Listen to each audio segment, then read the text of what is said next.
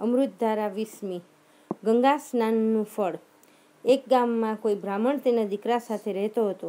દીકરાને પરણાવ્યો હતો, પણ વહુ જરા મિજાજી હતી, એટલે કોઈ વખત નજીવી બાબતમાં વાંધો કાઢીને પિયરે જતી રહેતી હતી. દીકરો જરા મોઢાનો મોડો હતો, તેથી પોતાની પત્નીને કંઈ કહી શકતો નહોતો, પરંતુ મનના બળાપો બહુ કરતો. સ્ત્રીએ તો પતિની આજ્ઞામાં રહેવું જોઈએ. પતિની મરજી વગર ક્યાંય જઈ શકાય નહીં, જ્યારે તેની પત્ની તો કોઈની ગણતરીમાં પણ ગણતી નહીં. તેથી તેને ખૂબ લાગી આવતું. બ્રાહ્મણ પાસે 5,000 રૂપિયાની મૂડી હતી, એટલે તે ગામમાં ખેડૂતોને જરૂર વખતે પૈસા ધીરતો અને બદલામાં પાક ઉતરે ત્યારે દાણા લેતો. આવી રીતે તેને દાણા સસ્તા પડતા હતા. ઉપરાંત દૂધ, છાશ, ઘી પણ મફત મળતા. એક દિવસે બ્રાહ્મણે તેના દીકરાને બોલાવી કહ્યું, બેટા, 4 દિવસ પછી પુરુષોત્તમ મહિનો બેસશે તો તારા સાસરે જઈને તારી વહુને તેડી આવ. તે ઘરમાં હોય તો મારાથી આખો પુરુષોત્તમ મહિનો નિરાંતે નવાય, ખાવા પીવાની પણ તકલીફ પડે નહીં.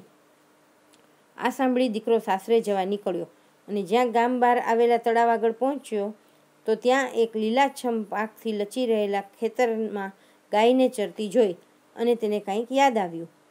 આ ખેતર તેના ઓળખીતા ખેડૂતનું હતું. તેના પિતાએ તે ખેડૂતને 500 રૂપિયા ધીર્યા હતા. દીકરાએ વિચાર કર્યો કે ખેતરમાં પેધી પડેલી આ ગાય રોજ આવી રીતે ખેતર ચરે તો ખેતરનો બધો પાક ખવાઈ જાય. પછી તે મારા પિતાને પૈસા ક્યાંથી પાછા આપી શકવાનો છે? માટે ગાયને મારી હંકારી કાઢું,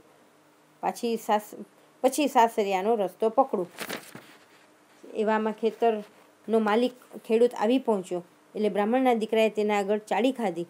આ ગાય બધું નુકસાન કરે છે, માટે તેને મારીને હાંકી કાઢો. તમારે તૈયાર પાક વખતે પશુ પંખીઓનું ધ્યાન રાખવું જોઈએ. જો સાબદા ન રહે તો બધો પાક ચવાઈ જાય ને વટાઈ જાય.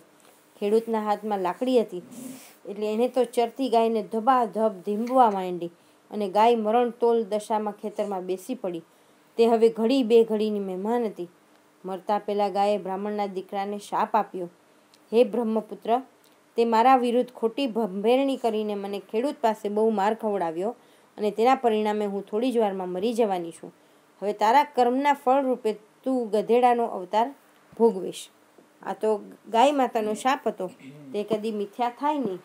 બ્રાહ્મણીનો દીકરો મૂંઝાયો, હવે કરવું શું? એ તો ગાય માતાના પગે પડી કાલાવાલા કરવા લાગ્યો, મારી ભૂલ થઈ, મને ક્ષમા કરો, હું આ શાપમાંથી મુક્ત ક્યારે થઈશ? ગાય બોલી, તું તારી વહુને તેડવા જાય છે, પણ તારા સાસરે જ તું ગધેડો બની જવાનો છો. હવે તારી વહુ તને ગધેડાના સ્વરૂપમાં અહીં લાવીને પુરુષોત્તમ માસના પહેલા દિવસથી માંડીને છેલ્લા દિવસ સુધી રોજ સવારના ગંગામાં સ્નાન કરાવે, પોતે સ્નાન કરે અને તને ખવડાવીને પોતે એકટાણું કરે તો તેના પુણ્ય પ્રતાપે તું ગધેડામાંથી પાછો અસલ સ્વરૂપમાં આવીશ. ત્યાંથી સાસરે ગયો અને તેની વહુને બધી વાત કરી. તે સાથે જ તે ગધેડો થઈ ગયો. તેની વહુને તેના પર દયા આવી. તે તો મા બાપને બધી હકીકત કહીને ગધેડાને લઈ પોતાના સાસરાના ગામમાં આવી, પણ સાસરીએ ન જતા નદીથી થોડે દૂર એક ઝૂંપડી બાંધીને રહી. 2 દિવસ પછી પવિત્ર પુરુષોત્તમ માસ બેઠો, એટલે વહુએ ગધેડાને નદીએ લઈ જઈ સ્નાન કરાવ્યું. પછી પોતે પ્રભુ સ્મરણ કરતા નાહી લીધું અને ગધેડાને લઈ પોતાની ઝૂંપડી આવી ગઈ. એકટાણું કરતાં પહેલાં તેણે ગધેડાને ખવડાવ્યું, પછી જ પોતે જમવા બેઠી. આવી રીતે રોજ વહુ ગધેડાને લઈ નદીએ જાય છે, નહાય છે, નવડાવે છે ને પ્રભુ સ્મરણ કરતી પાછી ફરે છે. વહુ રોજ ગધેડાને નવડાવે છે એ વાત રાજાના કાને ગઈ, એટલે રાજાએ સિપાહીઓને મારફત ગધેડાને પકડી મંગાવ્યો.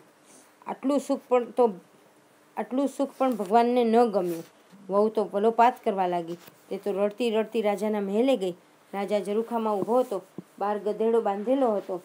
વહુ ગધેડા પાસે ગઈ અને તેને હાથ ફેરવતી રાજાને કહેવા લાગી, મહારાજ, મારો ગધેડો મને પાછો આપો. તેને નવડાવી તેમજ ખવડાવીને જમવાનું મારું નિયમ છે. રાજા કહે, તું નદીએ ગધેડાને લઈ જઈ નવડાવે છે, તેથી નદીનું પાણી ખરાબ થઈ જાય છે. નદીમાં રાજા રાણી નાય, વાણિયા બ્રાહ્મણ નાય, સોય સોની નાય, તઈ તંબોડી નાય, કંઈ ગધેડા નાતા હશે? વહુ બોલી, મહારાજ, મારો ગધેડો દેવતાઈ છે. તે કોણ છે તે જાણવા પુરુષોત્તમ મહિનો પૂરો થાય આપ મારી ઝૂંપડીએ પધારજો. રાજાના દિલમાં દયા આવી અને એને ગધેડાને વહુને સોંપી દીધો. નિત્ય નિયમ મુજબ વહુએ ગધેડાને નવડાવી ખવડાવીને પુરુષોત્તમ માસ પૂરો કર્યો. હવે તે ગાય માતાના શાપમાંથી મુક્ત થયો હતો, એટલે નદીમાંથી પવિત્ર જળ ભરી લાવી અને ગધેડાના સમક્ષ ઊભી રહી. વહુ પ્રાર્થના કરવા લાગી કે હે પુરુષોત્તમ ભગવાન, શુદ્ધ હૃદયથી આપની ભક્તિ કરી હોય, ગધેડાના સ્વરૂપમાં રહેલા મારા પતિની મેં સેવા કરી હોય, તો મારા પતિ એના અસલ સ્વરૂપમાં આવી જાય. આટલું કહી તેણે પવિત્ર જળ 3 વાર ગધેડા પર છાંટ્યું અને પતિ ગધેડામાંથી અસલ સ્વરૂપમાં આવી ગયો. બીજે દિવસે રાજા રાણી વહુની ઝૂંપડી આવ્યા, એટલે વહુએ બધી વાત કરી ને ગધેડામાંથી માનવી બનેલ પોતાના પતિને બતાવ્યો અને પુરુષોત્તમ માસના સ્નાનનો મહિમા સમજાવ્યો. સ્નાનનું આવું ફળ મળે છે તે જાણી રાજાએ પુરુષોત્તમ માસ નહાવાનો સંકલ્પ કર્યો અને તે જાતે જ વહુને તેના સાસરે મૂકી આવ્યો. ગંગાજળ સમ જળ નહીં જે પાપ બધાના ધોય, પતિતને પાવન કરે જે સ્નાન કરતા હોય. હે પુરુષોત્તમ પ્રભુ, તમે જેવા વહુને ફળ્યા તેનું સંકટ ટાળ્યું, એવી રીતે ગંગા સ્નાન કરનારની મનોકામના પૂરી કરજો. જય પુરુષોત્તમ ભગવાન.